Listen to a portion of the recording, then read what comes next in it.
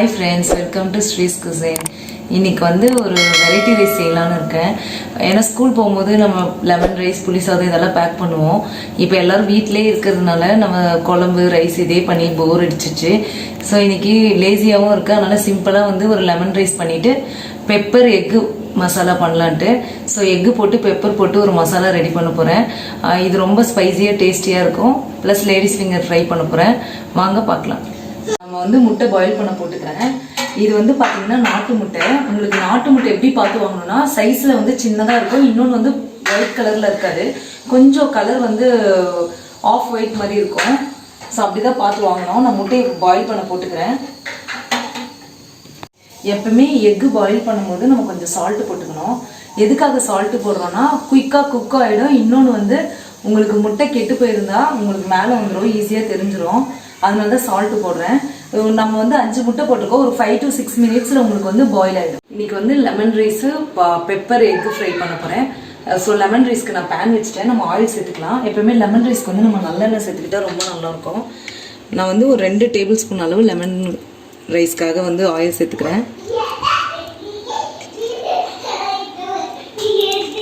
எண்ணெய் சூடாயிடுச்சு. நான் 1 டீஸ்பூன் அளவு வந்து கடுகு சேர்த்துக்கிறேன். எப்பவுமே நல்லெண்ணெயில் செய்யும்போது இந்த மாதிரி தான் உங்களுக்கு கொஞ்சம் நிறையா இருக்கும். இப்போ வந்து நான் கடலைப்பருப்பு ஒரு டீஸ்பூன் சேர்த்துக்கிறேன். நம்ம லெமன் ரைஸ் இதெல்லாம் பண்ணும்போது இந்த மாதிரி கடலைப்பருப்பு உளுத்தம் பருப்புலாம் நிறைய சேர்த்திங்கன்னா சாப்பிடும்போது உங்களுக்கு கொஞ்சம் கிறிஸ்பியாக வரும். இப்போ தேவையான அளவு கருவேப்பிலை சேர்த்துக்கலாம்.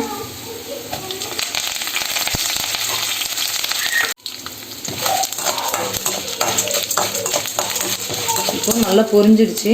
இப்போ வந்து நான் பச்சை மிளகா சேர்த்துக்கிறேன். லெமன் ரைஸ்க்கு நம்ம எப்பவுமே காஞ்ச மிளகா தான் சேர்ப்போம். பட் பச்சை மிளகா சேர்த்திங்கன்னா இது ஒரு மாதிரி டேஸ்ட்டு நல்லாயிருக்கும். அதனால் நான் பச்சை மிளகா சேர்த்துக்கிறேன். நல்லா ஃப்ரை பண்ணிக்கலாம். இப்போ வந்து நான் மஞ்சள்தூள் சேர்த்துக்க போகிறேன். மஞ்சள்தூள் வந்து நான் 1 டீஸ்பூன் அளவு சேர்த்துக்கிறேன். மஞ்சள்தூள் சேர்த்துக்கிறேன். இப்போ தேவையான அளவு சால்ட்டு கூட நம்ம சேர்த்துக்கலாம்.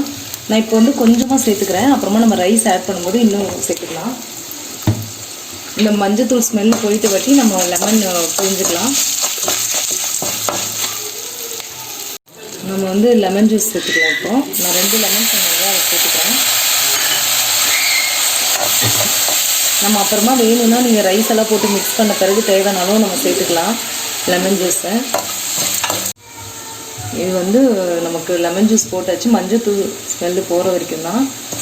இப்போ வந்து நம்ம இதில் ரைஸ் சேர்க்க போகிறோம். சேர்த்துட்டு உங்களுக்கு புளிப்பு எவ்வளோ தேவையோ அவ்வளோ லெமன் நீங்கள் பிழிஞ்சு விட்டுக்கலாம். அப்புறம் சால்ட்டு சேர்த்துக்கலாம். இப்போ இது ரெடி ஆகிடுச்சு. இதை ஆஃப் பண்ணிடுவோம். வந்து எக்கு ஃப்ரை பண்ணுறதுக்கு நான் 1 டேபிள் ஸ்பூன் அளவு ஆயில் சேர்த்துக்கிறேன், நல்லெண்ணெய். ஏன்னா இது நமக்கு சூடாயிடுச்சுனாவே ஆயில் நீங்கள் போட்ட உடனே சூடாயிடும். இதில் வந்து ஒரு 1/2 டீஸ்பூன் அளவு கடுகு சேர்த்துக்கிறேன். கடுகு பொரிஞ்சிடுச்சு. நான் கொஞ்சம் ஜீரகம் சேர்த்துக்கிறேன்.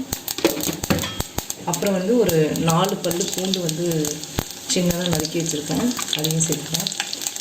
அப்புறம் இஞ்சி வந்து ஒரு சின்ன துண்டு எடுத்துருக்கேன். தேவையான அளவு கருவேப்பிலை சேர்த்துக்கலாம்.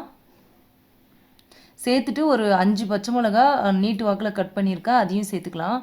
பசங்களுக்கு கொடுக்குறதா இருந்தால் நம்ம அந்த பச்சை மிளகா சேர்க்கணுன்னு இல்லை, ஸ்கிப் பண்ணிக்கலாம். ஸோ நல்லா அந்த ஸ்மெல்லெல்லாம் போகிற அளவுக்கு ஃப்ரை பண்ணிக்குவோம்.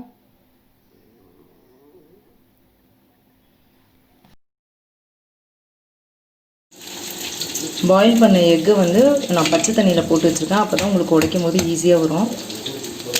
எப்பவுமே சுட தண்ணி வந்து எடுத்து பச்சை தண்ணியில் போட்டுட்டு ஊறிங்க. இந்த எக்கு பெப்பர் மசாலாவுக்கு வந்து நான் 1 ஸ்பூன் வந்து பெப்பர் சேர்த்துக்கிறேன். ஏன்னா 5 எக்கு தான் நம்ம சேர்க்க போகிறோம். அப்புறம் ஒரு 1/2 டீஸ்பூன் வந்து ஜீரகம் சேர்த்துக்கிறேன்.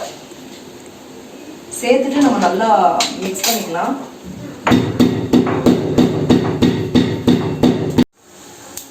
நான் மஞ்சத்தூள் வந்து ஒரு 1/2 டீஸ்பூன் சேர்த்துக்கிறேன்.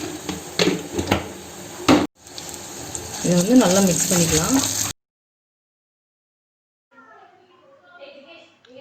நம்ம பவுடர் பண்ண அந்த பெப்பர் சீரகத்தை வந்து இதில் சேர்த்துக்கலாம்.